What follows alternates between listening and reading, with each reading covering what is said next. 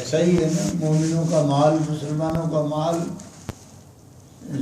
اپنا سوئٹزرلینڈ کے بینک بھرے پڑے ہیں، غریب بھوکا مر رہا ہے جی۔ کسی کی ملوں کی کوئی حد نہیں ہے، کسی کے جو ایک سینمے کا مالک تھا آج دنیا کا دوسرے یا تیسرے نمبر پر امیر ترین بندہ ہے جی۔ یہ پبلک پراپرٹی، پبلک منی جو ہے وہ ایسے عیاشی بدماشی میں اڑاتے ہیں۔ اور پھر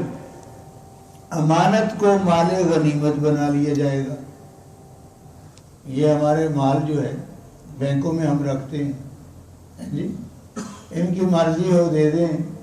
مرضی ہو پتہ نہیں کیا کوئی چیز ڈکلیئر کر کے کہہ دیں پتہ نہیں جی گم ہو گئے۔ ایسا ہوا تھا نا جو فارن اکاؤنٹ، جو فارن کرنسی کے اکاؤنٹ ہوئے تھے ایسے، تو یہ جو بینکیں چلائی گئی تھی یہ انہوں نے شجاعت وغیرہ نے، انہوں نے بھی کافی دونوں ہاتھوں سے، یعنی مقصد یہ ہے کہ پبلک کی جو منی ہے ان کے پاس امانت کے طور پر رکھی گئی ہے، اس کو مال غنیمت سمجھے یہ ہمارے پاس، کھا لو جتنا کھا سکتے ہو۔ جب زکوٰۃ کو جرمانہ سمجھا جائے گا، جب زکوٰۃ کو جرمانہ سمجھا جائے گا، یعنی اللہ کا فرض سمجھ کر ادا نہیں کیا جائے گا، جرمانہ سمجھ کر ادا کیا جائے گا۔ اور پھر فرمایا جب مرد اپنی بیوی کی پیروی کرے گا، اور ہر بات جو ہے ٹھیک ہے جی جیسے آپ نے کہہ دیا وہی کام کریں گے جی، ماں نے کہا ہے تو ماں کو جھڑک دیا ہے، بیوی نے کہا ہے تو جی ملکہ عالیہ بات کریں گے جی، آپ کا جو آپ نے کہا وہ پوری کریں گے۔ نہیں، میرے نبی صلی اللہ تعالی علیہ وسلم نے فرمایا جب یہ چیزیں عام ہو جائیں گی، یہ آپ زیادہ سمجھدار ہیں، آپ کو پتہ ہے کہ یہ عام ہو رہی ہیں، اور ماں کی نافرمانی کرے گا، اور جب اپنے دوسرے کے ساتھ نیکی کرے گا، یعنی جب ماں باپ جو ہیں ان سے نہیں نیکی کرے گا، دوسروں سے نیکی کرے گا۔ ایسی مثالیں آپ کو نظر آ رہی ہیں جی۔ مجھے ایک نعت خان یاد ہے، چلو اب تو وہ اللہ کو پیارا ہو گیا، کیا اس کی بات کرنی، بہرحال وہ ماں کی شان بڑی بیان کرتا تھا، بڑی عورتیں لگا کے سنا کرتی تھی، روتی تھی، تو وہ پتہ چلا سب سے زیادہ اس کی ماں اس سے دکھی تھی۔ تو بہرحال قول اور فعل میں تضاد جو ہے یہ بری چیز ہے۔ اور جب دوسروں کے ساتھ نیکی کرے گا اور باپ کے ساتھ بے وفائی کرے گا،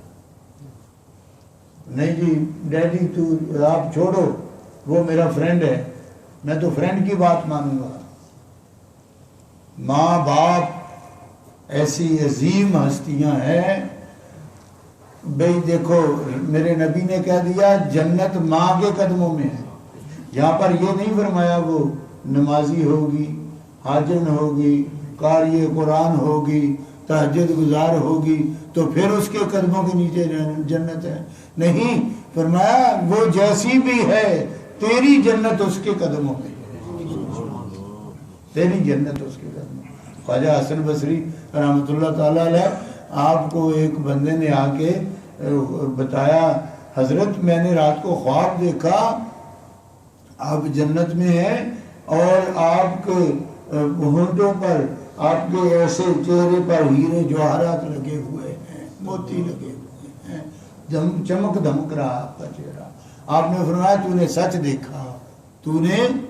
سچ دیکھا، کیوں؟ آپ نے فرمایا رات کو میں اپنی ماں کے پاؤں چوم کر سویا تھا، اپنی ماں کے قدم چوم کر رات کو میں سویا تھا، تو یہ اسی کا رزلٹ ہے جو تو نے جو کچھ دیکھا ہے سچ دیکھا ہے۔ وہ خوش نصیب ہیں وہ بچے جن کو یہ ہستیاں جن کے پاس موجود ہیں، وہ ان کی قدر کریں قبل اس کے کہ یہ شیلٹر آپ کے سر سے اٹھ جائے۔ اور جو مجھ جیسے ہیں جن کے دنیا سے چلے گئے ان کے لیے ضروری ہے قبر پر جائیں، قبر پر نہیں جا سکتے تو ایوری ڈے پڑھ کے، بے شک چاروں کل پڑھ کے، سورۃ فاتحہ پڑھ کے اپنا ایوری ڈے ان کے لیے اشارے ثواب کر دیا، یہ بھی آپ کے رزق میں اللہ تعالیٰ اضافہ فرمائے گا۔ اور جب مسجد میں آوازیں بلند کی جائیں گی، دیکھا پرسوں شور مچ گیا تھا، بات بڑی سے بڑی بھی کرنی ہو خاموشی سے، آہستگی سے، اللہ کا گھر ہے، اللہ ناراض ہوتا ہے، بڑی سے بڑی بھی بات کرنی ہو، اور پھر جو کبھی نہیں بھی بولا نا وہ بھی لقمہ دینا شروع کر دیتا ہے۔ مصیبت یہ ہے بھئی، کام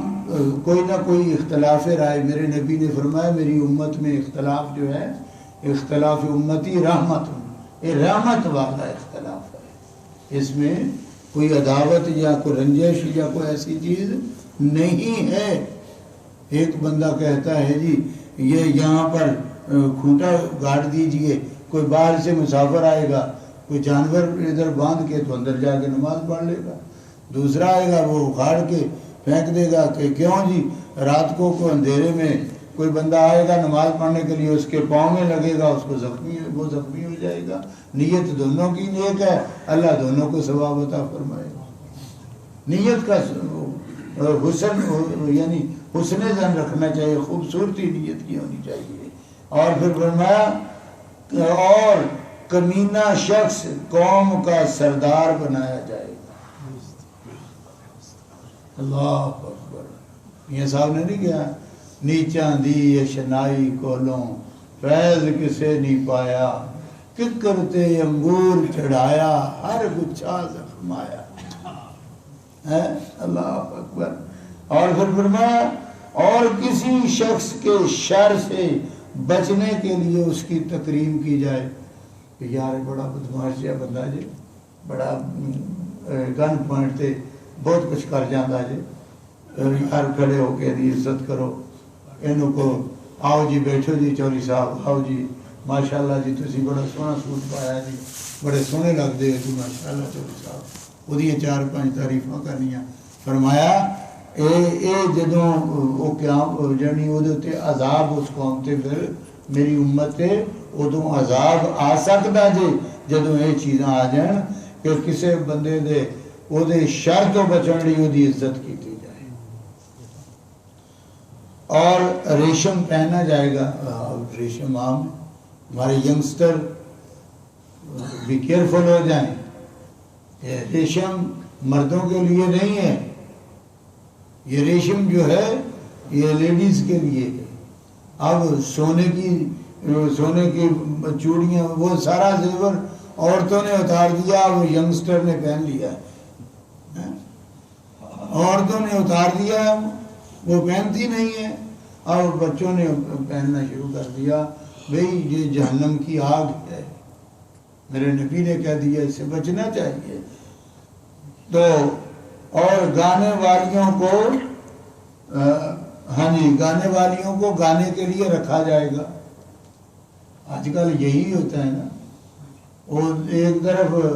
وہ گانا گا رہا ہوتا ہے ناچ ٹاپ کے اچھل کود کے،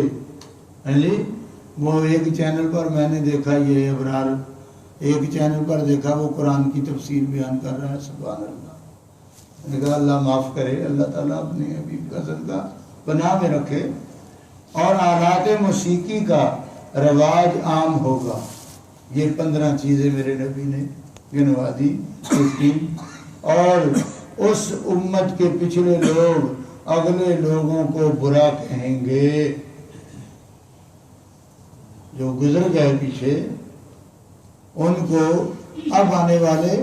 برا کہیں گے۔ ایسا ہے نہیں، یہاں کہیں اکٹھے ہوتے ہیں، انہوں نے کیا کیا،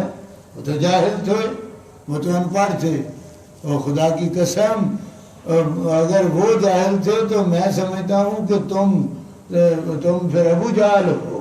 کیونکہ ان کو تو دین آتا تھا، وہ سنتے تھے، علماء کے پاس بیٹھتے تھے ان پڑھ، علماء کے پاس بیٹھتے تھے، جو چیزیں سنتے تھے ان پر عمل کرتے تھے۔ آج کل جیب میں ہی اسلام ہے جی،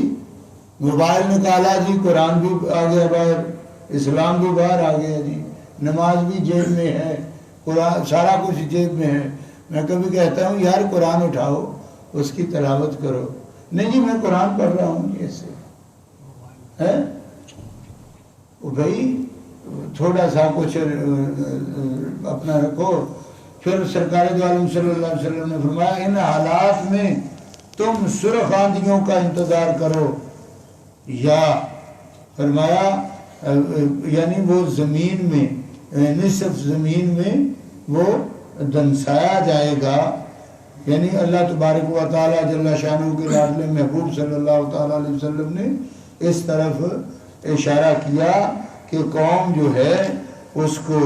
ان چیزوں سے بچنا ان کے لیے بہت ہی ضروری ہے. بہرحال میں